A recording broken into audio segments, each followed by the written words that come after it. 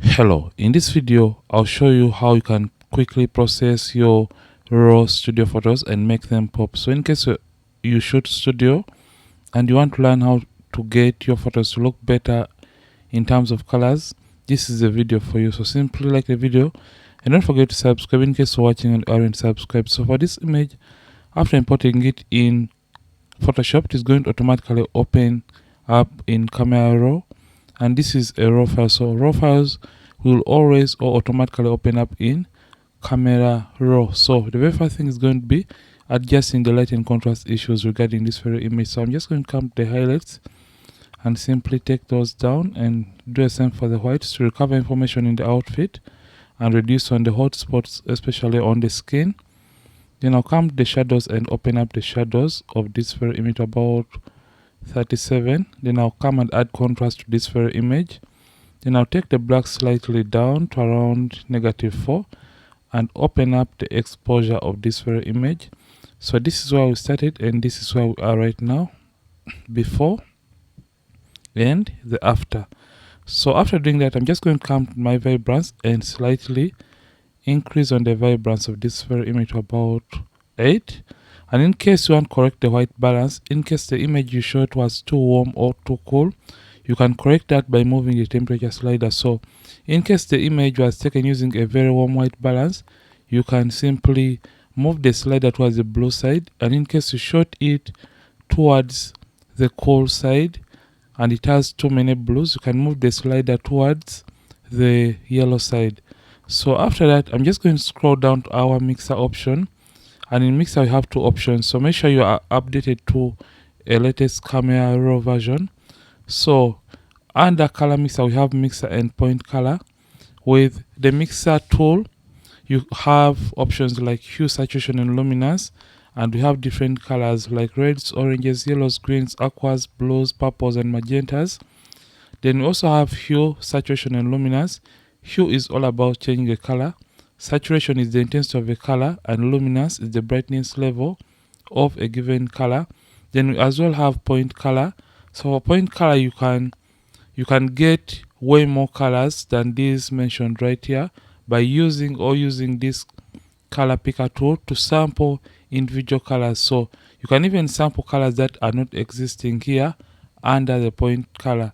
So you can have more flexibility with the point color because it gives you a variety of colors, because all you have to do is get the color picker tool and you click to sample a color and you can adjust it accordingly. So for this, I'm just going to come to my greens and I'll make the greens towards the aquas.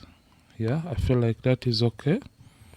Then I could as well come and sample the blues in the pants, and I could just try to hue those blues just like that and slightly intensify on the saturation or the intensity of the blues like this, and can even brighten up the blues by adjusting the luminance.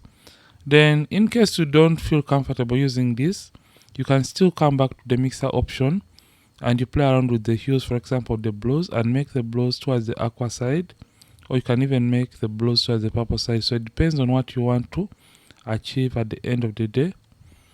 Then I'm just going to come to my saturation and intensify on this because I want the pants to have a little bit more of the colors. Then you could as well come to your hues and play around with the ones for the greens until when you feel like it is okay to your taste or to your liking. You could even take down the luminance by darkening the background in this case, so that the subject can stand out. You can say before, after, before, after.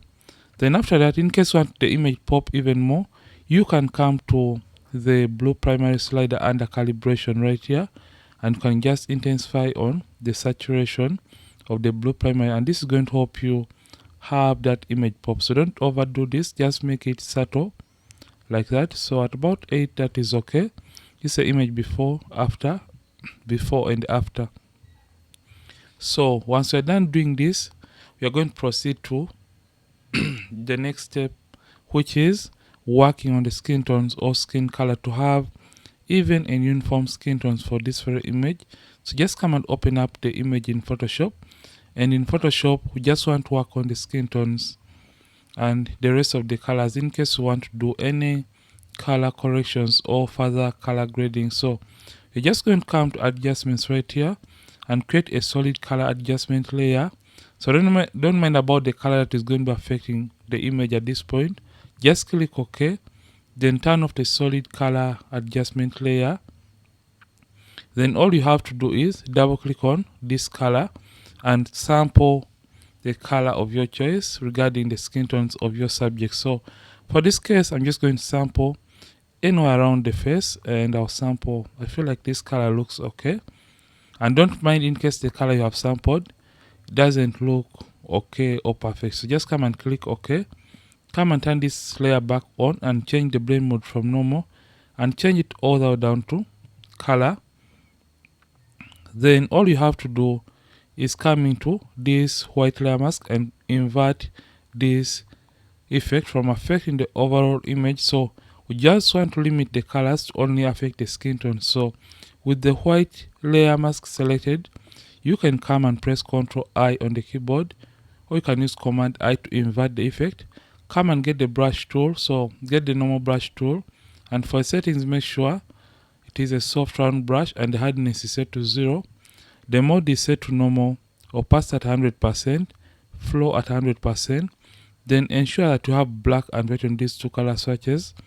In case you have any color that is not black and white on the color swatches, simply press D on the keyboard, or you can reset by clicking on these tiny swatches. So make sure white is a foreground color. You can use the arrow key to switch between black and white. So we just want to paint the effect on the skin, which was hidden behind this black mask. So remember, in Photoshop, white is going to reveal and black is going to hide. That is why the effect was hidden behind the black mask. So by using a white brush, we shall be revealing the color that was hidden behind there. So start painting on the skin. Like I said, we have another method that we have to use to fine tune or get a very perfect color regarding the skin tone. So this is not the final step, because sometimes the color may look unnatural and unrealistic. So we have to use another technique that is going to help us get the colors to look better than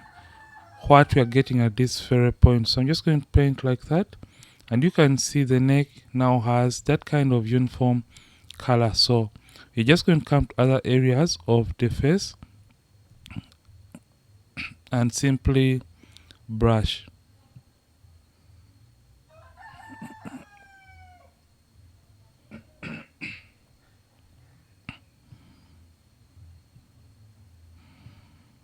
So just brush like that, and you can see right now you don't have to brush on the hair or even some areas that have makeup, because you don't want to change or distort the initial or original makeup on the subject's body. So I'm just going to quickly paint on those areas that only have skin. Like I said, in case you paint extras, you can use a black brush to rub those extras. So I'm just going to quickly paint in majority of these areas, and like you're seeing right now, we are trying to get even skin tone. So I'll just come and I paint on the hand or arm or whatever you may decide to call it. So I'm just going to paint like that, reduce on the size, and also paint on these areas like that. So you can see, by simply doing this, we are now achieving a uniform skin tone or skin color, and we are trying to eliminate any color inconsistencies on our subject's skin. So you can see how this is. So reduce on the size and just paint on these other areas like that. So right now we are done painting majority of the areas that have skin. And like I said, in case you paint extras, get a black brush, use black as the foreground color, and you can simply come and erase colors in areas where you had a little bit of color spills here and there. So right now we are done perfecting, and command to zoom out. So the next step is going to be fine-tuning these colors to look a little bit natural. You can see that we had color spill there, and we also had some color spill right there on the outfit. So just come to the opacity right here, and you can reduce on the opacity so that the color can look natural and look a little bit more realistic. So about 45 is okay. You can as well come and fine tune the color even more by coming creating a hue and saturation adjustment layer. Come to the reds and you can take down the lightness, and in case the skin is too reddish or greenish, you can go ahead and play around with the hue slider. So I'm just going to come to my saturation and slightly reduce on the saturation to have a little bit more of natural and realistic skin. So I feel like I've over reduced this, so I'll go with about -9 is okay. So in case you want to get even more whites in this outfit, you can come and create a selective color adjustment layer. Come and target the whites and look at the image, all the colors in the image, and you can come and add more blues, for example, to the whites, and that is going to make the outfit even more white. You can even do the same for the greens, and you can adjust the green background accordingly to have even more beautiful colors, especially within the background. So this is how you can color grade or edit your raw files and make them pop when it comes to Photoshop. And I hope you have learned a thing or two from this video. Ronix from Ronix Photography. Thank you for watching, and I'll see you in 8 more videos on this channel. Don't forget, keep practicing and as well keep creating.